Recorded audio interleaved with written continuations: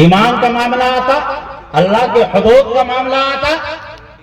نبی علیہ السلام وہاں کسی کی سفارش بھی قبول نہیں کرتے تھے۔ آپ نے مشہور واقعہ سنا ہوگا کہ فاطمہ نامی ایک خاتون سے چوری کا صدور ہو گیا تھا، بڑے خاندان کی تھی، لوگوں نے نیا نیا ایمان لوگ لائے تھے، وہ حضور کے پاس آ کر کے سفارش کرنا چاہتے تھے کہ معاف کر دیا جائے، معاف کر دیا جائے، ہاتھوں کو نہ کاٹا جائے۔ کسی کے اندر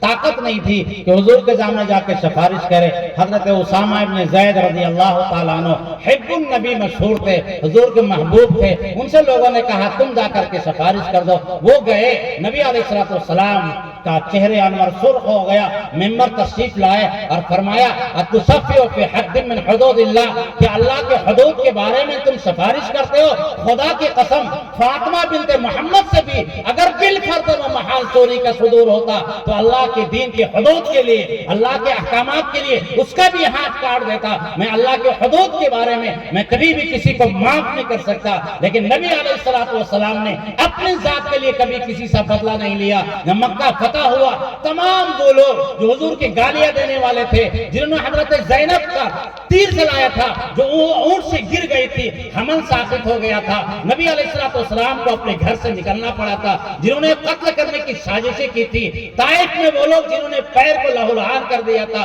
جنہوں نے حضرت سمیہ کو نیزہ مار کے زخمی کر دیا تھا، حضرت بلال کو تڑپا کے مارا تھا، عثمان غنی کو بوریوں میں بند کر کے دھواں دے کر کے ان کو تکلیف پہنچاتے تھے، وہ تمام کے تمام لوگ موجود تھے، یوں سر ہاتھ جوڑے ہوئے کھڑے تھے۔ اگر حضور چاہتے ایک ایک کر کے نبی علیہ السلام سب کا سر قلم کر دیتے، ہر ایک سے بدلہ لے لیتے، ہر ایک کو اسی طرح ستاتے، اسی طرح تکلیف دیتے، لیکن نبی علیہ السلام نے ان سے فرمایا سنو، آج تمہارے ساتھ میں وہی برتاؤ کروں گا اور وہی بات کہوں گا جو یوسف علیہ السلام میرے بھائی نے اپنے بھائیوں سے کہا تھا، جن بھائیوں نے ان کو بچپن میں کنویں میں ڈال دیا تھا، باپ سے دور کر دیا تھا، ماں سے دور کر دیا تھا، اور سال ہا سال تک در بدر کی زندگی گزارنی پڑ گئی تھی۔ اس کے بعد اللہ نے ان کو عزت عطا فرمائی، حکومت عطا فرمائی، بادشاہت عطا فرمائی، وہ سب کے بھائی لوگ ان کے سامنے پڑ گئے تھے، سب کے سب سجدے میں چلے گئے تھے، سجدے تعظیمی جو معاملہ ہے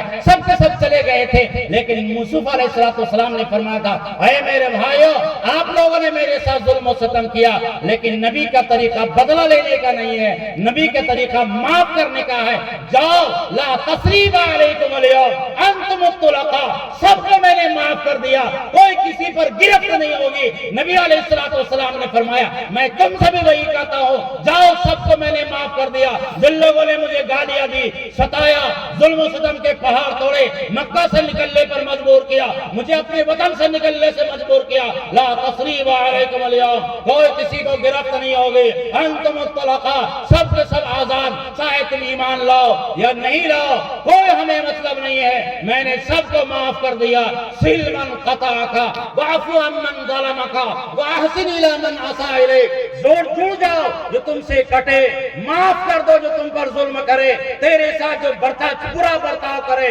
تم ان کے ساتھ اچھا برتاؤ کرو۔ یہ اسلام کی خوبی ہے، یہ اسلام کا حسن ہے، ظلم سے بدلہ لینے والا یہ اصل کمال کی بات نہیں ہے، معاف کر دینے والا یہ نبی کا طریقہ ہے، انبیاء کا طریقہ ہے، صحابہ کا طریقہ ہے۔ اللہ تبارک و تعالی ہم سب کو، خصوصاً ہمارے پیارے گاؤں اسلام پور والوں کو بھی اللہ توفیق عطا فرمائے، اپنے مسائل کو علماء کے سامنے رکھے، قرآن و حدیث کے مطابق فیصلہ کرائے۔ فَإِن تَنَازَعْتُمْ فِي شَيْءٍ فَرُدُّوهُ إِلَى اللَّهِ وَرَسُولِهِ، اگر تمہارا کسی مسئلے میں اختلاف ہو جائے تو اللہ اور اس کے رسول کے سامنے پیش کر دو، قرآن و حدیث کے سامنے پیش کر دو، اور آمنا و صدقنا کر دو، کامیاب ہو جاؤ گے، توفلو، کامیاب ہو جاؤ گے، دنیا میں بھی کامیاب ہو جاؤ گے، آخرت میں بھی کامیاب ہو جاؤ گے۔ اللہ تبارک و تعالی ہم سب کو مل جل کر اتحاد کے ساتھ، اتفاق کے ساتھ، محبت کے ساتھ رہنے کی توفیق عطا فرمائے۔ وآخر دعوانا ان الحمد للہ رب العالمین۔